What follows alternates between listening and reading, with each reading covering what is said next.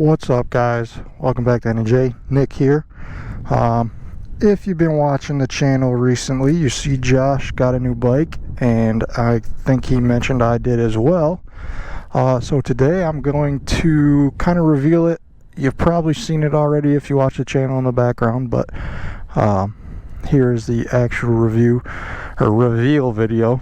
Kind of a little different style out here doing a motovlog type deal finally. Yeah, I figured I've had the bike long enough, I can do a little bit of a review while I reveal it.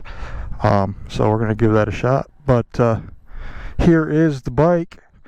It is a 2022 Ducati Street Fighter V4.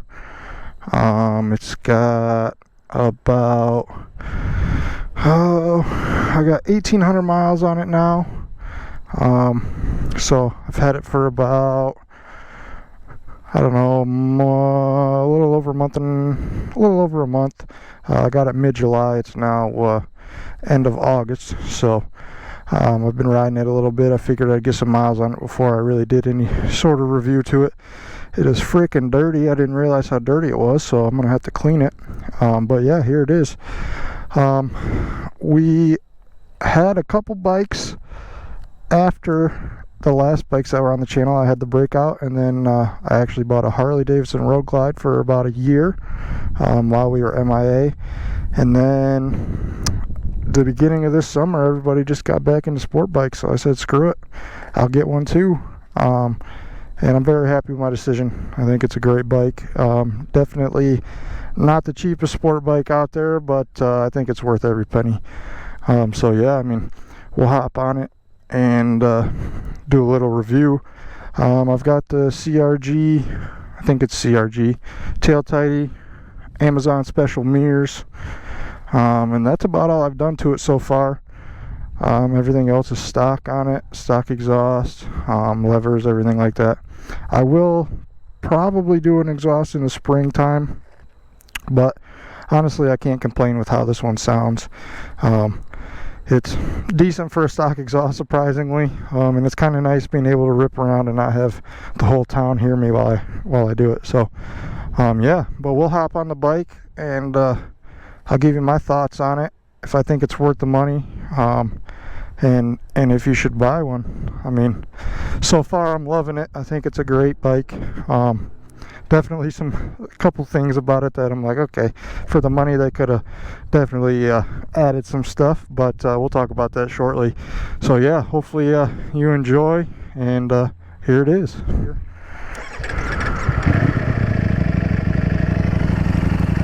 I think it sounds pretty good. I'll give it a couple revs.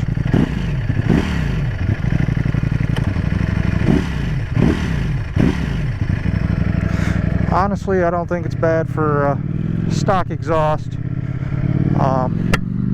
Of course, once all my friends get exhaust, I'll want one too, but for now it sounds pretty good. It's kind of windy out today, so hopefully the audio holds up, but yeah, this is the bike. I freaking love it. It's a blast.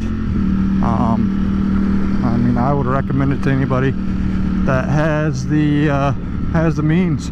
I mean, it's definitely not a cheap bike.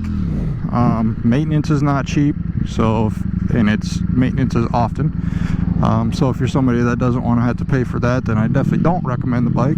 But if you don't mind that aspect of it, I think it's a great bike. It's a ton of fun. Yeah, I think it's worth the money.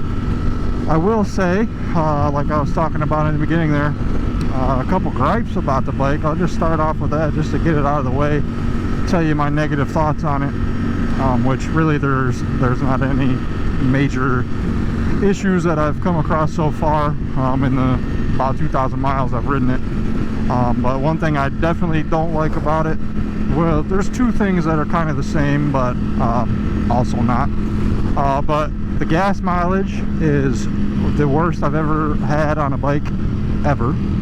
I think this is a 4-gallon tank, and I get about, I don't know, 80 miles before the gas light comes on, which obviously is not good. I've already gone 16 miles since I filled up, so it goes quick. And the other thing that you heard me say was gaslight, because there's no fuel gauge on this bike. I figured for the $20,000 price tag they would have put a fuel gauge on it, but I guess that wasn't one of their concerns. I've heard a few things where they say, oh, it's the tank is goofy and it's hard to put an accurate fuel gauge in it, and this and that, but I feel like it's 2022. I think the fuel gauge thing should be figured out by now. So that's one of my other gripes with it, just that it doesn't have a fuel gauge. You just hit you with the fuel light, and then they say you got about 20 miles till you run out fully if you ride it with the light on, which I'm not going to test. I usually get gas, reset my trip, and I'll get gas when the light comes on or when I know I'm getting close. Usually about 70 to 80 miles I'll get gas if the light doesn't come on by itself. But yeah, one more little gripe, which I don't really care about on this because it's a sport bike and I don't really take it on long trips, but it would be nice if it did have cruise control.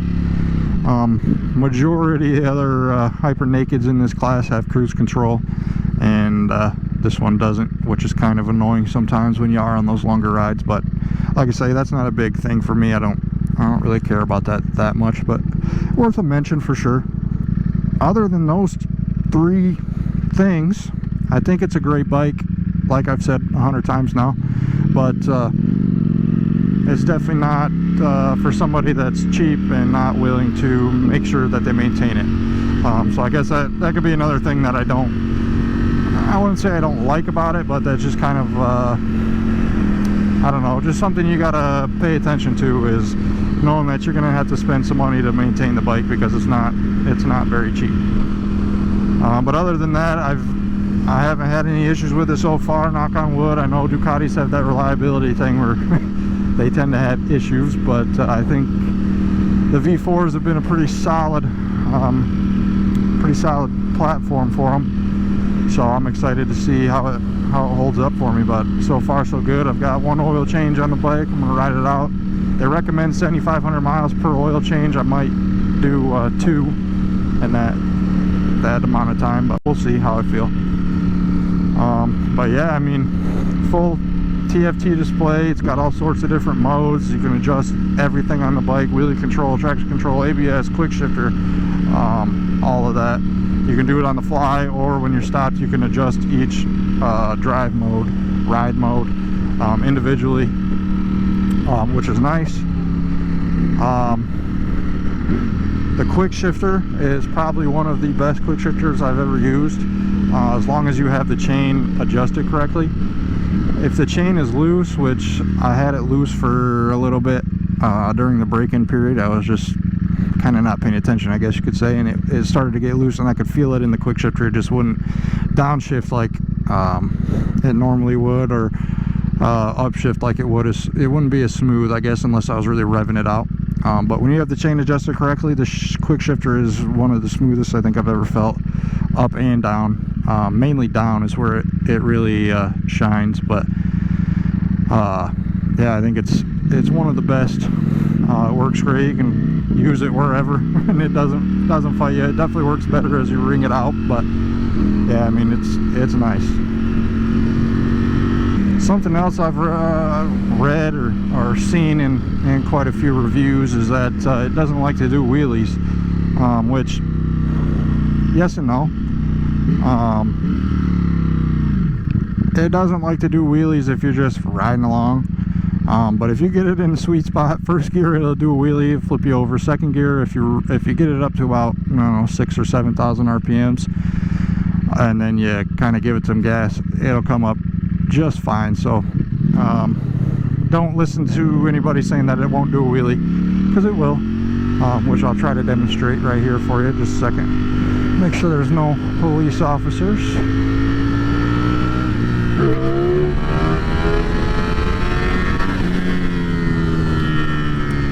So it comes up just fine. So I wouldn't stray away for that reason. If you're someone that likes to do wheelies, because it'll do them. Another thing I'll say is that it does get pretty hot, but I've never had an issue with it overheating. I know Josh's Aprilia runs much hotter than this does, so I can't complain about that at all. I do love the power delivery on this thing. It's smooth, but it goes, and makes my FZ, the FZ09 I had, feel kind of slow, which is weird to think because that bike is insane too, but I guess this is just kind of another level.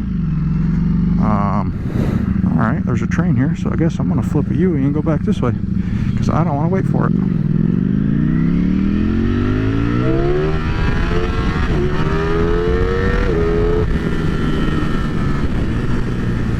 So yeah, I mean, that's just kind of my my initial thoughts on the bike. Just a little review, or reveal review, kind of a tongue twister. But I figured I'd just give an official reveal of the bike on the channel and try out the old motovlog style video. So we've never done anything like that before.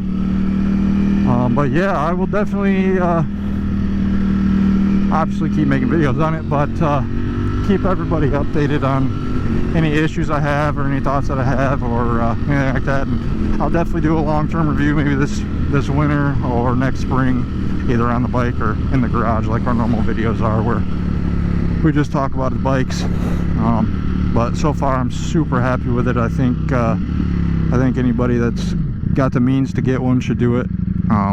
If they're debating between hyper nakeds, this is definitely a great one to ride. So yeah, I mean, if you have any questions, leave them in the comments. I'll try to either make a video or at least answer them in the comments.